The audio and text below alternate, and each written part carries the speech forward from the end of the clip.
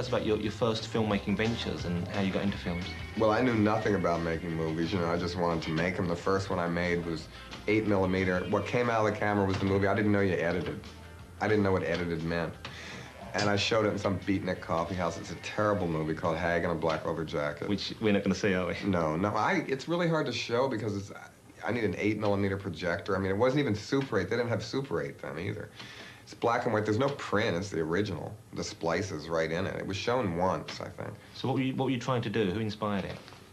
Underground movies then, you know, and that was when Underground, this was about 64 I made it, and Underground films had just come out in New York, and I used to always go to New York and see them and read about them.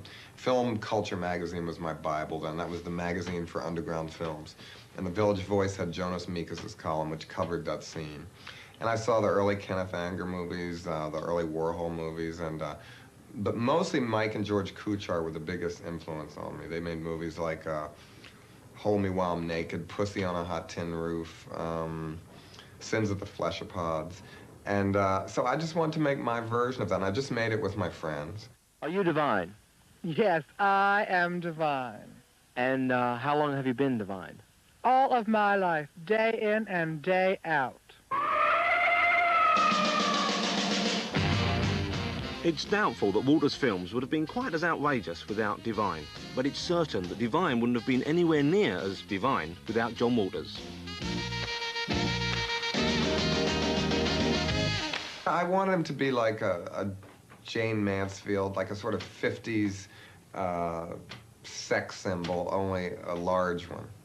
So when did you recognize Divine's star potential? I recognized Divine's star potential when he was at high school, and he looked very normal. He was quiet, he was shy, and the police had to bring him home from school every day because the kids wanted to beat him up, and for nothing. He had a girlfriend. He dressed not flamboyantly, but every once in a while he'd relax and that divinity would show through, and it made people nervous. And I was his first fan, maybe.